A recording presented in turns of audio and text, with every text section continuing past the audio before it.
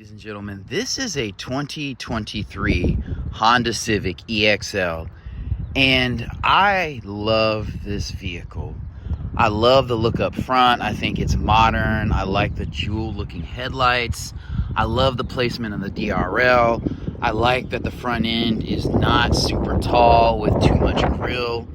And overall, as you all know, Honda does a great job with styling and practicality with their vehicles, and I think this is no exception. I love that it has fog lights. They're a little square. They look a little bit more modern than the circular ones. I feel like these wheels are a perfect size. They still have rubber, and this is a small car, so you don't need a big wheel. These are 17-inch wheels. So I will say I noticed this vehicle when I was looking at this Golf GTI, and I thought about comparing the two, but I think they're kind of two different vehicles. If I'm being honest, I mean, this is a hatchback. I guess you could cross shop these, but I'm not going to compare them today. I just want to look at this Honda Civic, and I've done a video on this GTI, so you can check that out and kind of compare the two. But I really like the dimensions of this vehicle. Obviously, it's a smaller vehicle. It's a swoopy, coupy, hatchback style vehicle. But again, these wheels are perfect. It's not doing too much. It doesn't have tint, and I'm cool with that. It has like a slight factory. You can kind of tell. Maybe I don't even know. I had a Volkswagen Passat with that on there, but I'm cool with that. I know I'm weird. I used to get all my cars tinted, but now I try to keep legal tint, and it's not great. It still looks like trash. So anyway, we're going to start in the back of this vehicle. You know, the back end doesn't look super modern, you know, for a 2023. It's not edgy, but I think the fact that it's not tinted makes it look probably a little less modern. So I don't know, you might grab some tint and toss on there, but I'd be fine with a good legal 25-30% tint. But anyway, the proportions of this vehicle are great, and I love that it's a compact footprint, but you can seat 4 adults. So my thing is, if I can get 4 adults, I'm here for it. So we'll start with the hatchback here. And this vehicle does not have exposed exhaust, so I'm not going to get down and show that. I think this has a moderate amount of room. I've seen hatchbacks with more, but under here, you have your spare, so not a ton of room here. And then you have this semi-cover here, which is a little small-ish, but you have another cover here to kind of, you know, make sure your cargo is not exposed to thieves. One thing you will notice, and that's the difference in a traditional hatchback, and this is kind of like a notchback, I don't know what you call it, a fastback, is that you don't have the hatch spoiler. So you do have a shark fin here, good space back there, so we'll go ahead and hop in the back seat. And this vehicle, I will say it does sit a little bit lower. So a lot of times I don't mention that in my vehicles because it's not hard for me to sit low and get out of low slung vehicles. But I've noticed in my Jetta, people have problems. So this is hard touch, this is soft touch, hard touch, soft touch. I like the little trim here. These are not automatic windows. This is not a luxury vehicle, so I'm not expecting too much, but the door feels solid. Sitting inside, you are sitting a little bit lower. I always say it doesn't feel like you're sitting in like an old school Honda Prelude. I almost bought a Prelude way back in the day, and I think it was in early 2000s, and I sat in that thing and it felt like I was sitting on the floor. And at the time I was in my 20s and I was still like, nope. So anyway, you don't have vents back here. You don't have a charge port. That's fine. You can easily seat 2 adults back here. You could sit 3 for a very squished situation. I'll pull this down. You have cup holders here. I love that. The seats feel well padded. They feel like quality. I like the perforation in here. This feels nice. I like that you have a mat pocket here. It is omitted here. You see that in a lot of, you know, smaller vehicles that are a little bit more economy leaning. Even though I wouldn't call a Civic an economy vehicle, it's a very high quality small vehicle. The door closes very solidly, and you do have, I'll just point that out, a mid-range here and then a tweeter here. So that's pretty cool. I like that. Not much fanfare back here. I will say you have an LED light here. And then out of the back, you're not going to be able to see much. So the backup camera is going to definitely be needed. Here is a look at the cockpit.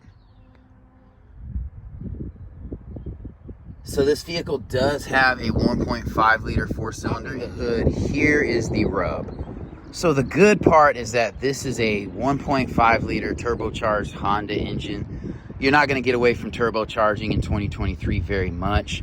It's very straightforward. You can change the wires and the plugs easily. You can change your battery easily.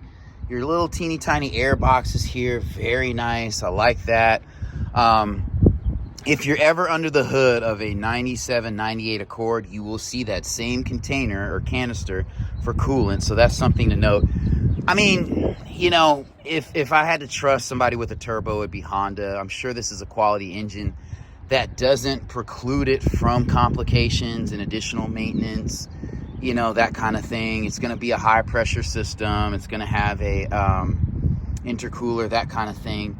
But I mean, it doesn't look like a cramped, overcrowded compartment, and you don't have to lift a bunch of covers to get to things. So I really like that. I don't want any more power, and I can't believe I'm saying this. I wouldn't want any more power out of that engine because I hate extracting a lot of power out of small fours. It gets very concerning to me.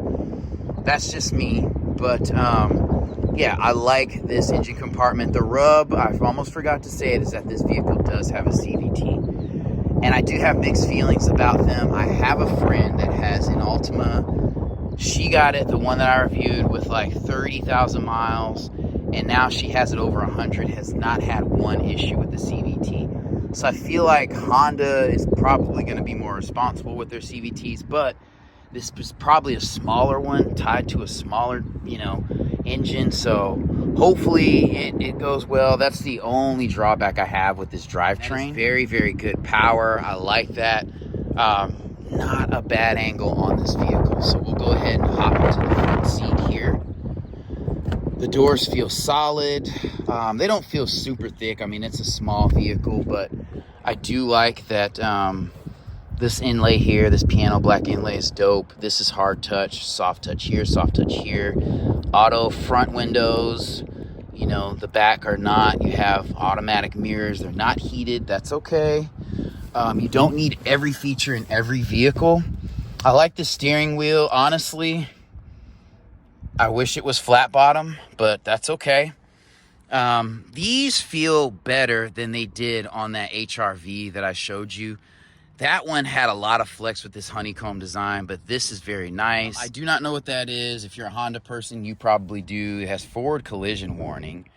You have lane keep assist, which is so crazy to me. You have an analog digital display, even though it looks completely digital when it's blacked out. It's not. You have some analog situation over here that lights up when the vehicle is on. But these are great features, but it's just weird that I have no struts in the hood because I have a power seat here. This driver's seat is power. These passenger seat is not. I'm happy to report these seats don't feel claustrophobic, super small, even though you're in a small vehicle. There's a great balance between bolstering and padding, and they feel more padded than Volkswagen vehicles, I will say that.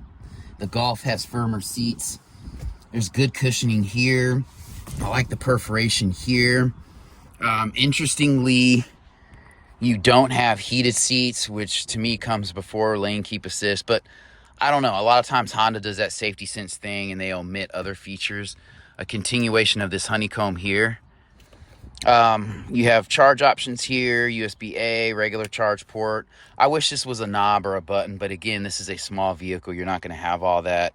Have an electronic parking brake. Excellent positioning for these cup holders, and I'm happy to report there is texturing to this plastic. It kind of has like a, I can't describe the pattern, little arrows going down, like it looks like little boomerangs going up and down. It feels good. It breaks up the monotony. It's a great design. It won't show scratches as bad, and it doesn't need to be polished like piano black. This is pretty straightforward here. You're going to have something that lights up here. In this vehicle, you do have push button start, so the push button start button is right there. And so this screen is going to be contrasty.